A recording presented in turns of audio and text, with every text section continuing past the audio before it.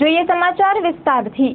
કચ્છના પાટનગર ભુજ ખાતે રમતગમતની પ્રવૃત્તિઓને પ્રોત્સાહન આપવા માટે સ્થાપવામાં આવેલી Bhuj sports and social club દ્વારા રમતગમતની પ્રવૃત્તિઓને પ્રોત્સાહન આપવા માટેના પ્રયાસો તેજ બનાવવામાં આવ્યા છે, જેના ભાગરૂપે ભુજ ખાતે ક્રિકેટના કોચિંગના કેમ્પનો પ્રારંભ કરવામાં આવેલ છે। ક્લબ દ્વારા ભુજની જે શાળાઓને પોતાના વિદ્યાર્થીઓ માટે કોચિંગ મેળવવામાં રસ હોય તે શાળા માટે ક્રિકેટના કોચિંગની વ્યવસ્થા ગોઠવી આપવાની ક્લબ દ્વારા ખાતરી અપાઈ હતી અને શાળાઓ પાસેથી વિગતો મંગાવવામાં આવી હતી। ત્યારે ભુજના જૈનાચાર્ય અજનામરજી વિદ્યાલય દ્વારા કરાયેલી માંગ બાદ ક્લબ દ્વારા શાળાના વિદ્યાર્થીઓ માટે ક્રિકેટના કોચિંગ કેમ્પનો પ્રારંભ કરવામાં આવ્યો છે। આ પ્રસંગે ક્લબના પ્રમુખ શ્રી કે હિરાણી, મંત્રી શ્રી સંજયભાઈ ઉપાધ્યાયની સાથે શાળાના આચાર્ય શ્રી અનિલભાઈ ગુસાઈ, જયેશભાઈ ડુડિયા, નશીરભાઈ જમાદાર વગેરે ઉપસ્થિત રહ્યા હતા। ખાસ કરીને શાળા કક્ષાએ ઉભરતા સિતારાઓને યોગ્ય પ્લેટફોર્મ પૂરું પાડવા માટે Bhuj sports and social club બનતા પ્રયાસો કરશે તેવું મંત્રી સંજયભાઈ ઉપાધ્યાય દ્વારા જણાવવામાં આવ્યું હતું। પ્રમુખ કે હિરાણીએ ક્લબમાં વધુ લોકો જોડાય અને કચ્છ જિલ્લો રમતગમત ક્ષેત્રમાં ધબકતો થાય તેવા વધુ પ્રયાસો કરવા પર ભાર મૂક્યો હતો।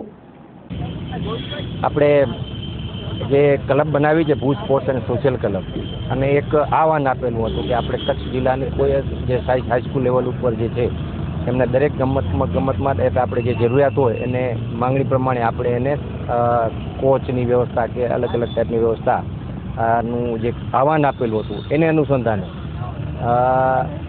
આપણા મંત્રી સ્પોર્ટ્સના મંત્રી સંજયભાઈ ભુજ ઇંગ્લિશ સ્કૂલમાંથી જે ડિમાન્ડ આવતા એને આગ્રહ કર્યો કે ભાઈ આપણે ક્રિકેટ કોચિંગની અંદર અમને કોચ આપો તો અમારી શાળાને પણ એક સારું પ્રોત્સાહન મળે। તો આજે એમનું માંગણી ભુજ ઇંગ્લિશ સ્કૂલની માંગણી કરી અને જુબેલી ગ્રાઉન્ડ ઉપર જે આયોજન કરી અને એના આચાર્ય જે છે આનંદભાઈ એમને પણ એક સહયોગ આપી અને પોતાની સ્કૂલ આગળ વધે એમના માટે એક જુબેલી ગ્રાઉન્ડ માટે એક કોચિંગ સ્કૂલ પૂરતું ભુજ ઇંગ્લિશ સ્કૂલના વિદ્યાર્થીઓ આવે અને કોચિંગ માટે થાય, અને એના માટે આપણી ક્લબને કુલદીપસિંહ કરી જે છે એ સારા એક કોચ છે ક્રિકેટમાં અને વીડીમાં ઘણી વખત ચેમ્પિયન પણ બનાવેલી છે। તો આપણે એમ લાગ્યું કે નહીં, આ વ્યક્તિ અને પોતાને ભોગ આપવા માટે આ સ્પોર્ટ્સ માટે અને તૈયાર છે, તો બહુ આનંદની વાત છે। તો આજે જુબલી ગ્રાઉન્ડ પર જે ઉજવો છો આચાર્ય સાથે છે અને આજે એ પ્રમાણે કોચિંગ ચાલુ છે, 3 દિવસથી ચાલુ છે અને થોડો સમય સુધી 4-5 દિવસ સુધી એને કોચિંગ કરશે વ્યવસ્થા। આ ટાઈપનું એક આયોજન અહીંયા ગોઠવેલું છે।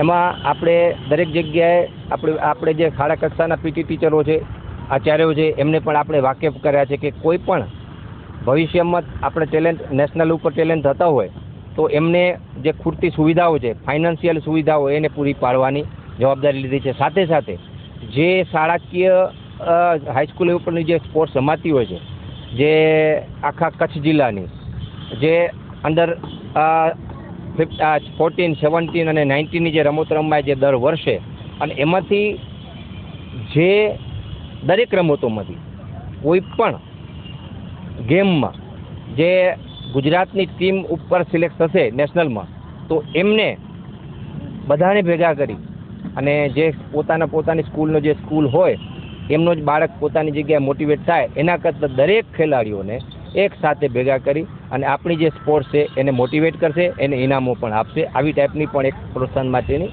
આ ક્લબની યોજનાઓ છે, જે વાકેફ આપણે દરેકને કરેલું છે। આ કોચિંગ કેમ્પમાં કચ્છના જાણીતા ક્રિકેટર શ્રી કુલદીપસિંહ જાડેજા વિદ્યાર્થીઓને કોચિંગ આપી રહ્યા છે અને ક્રિકેટ રમવાની પ્રાથમિક ટેકનિકો શીખવી રહ્યા છે।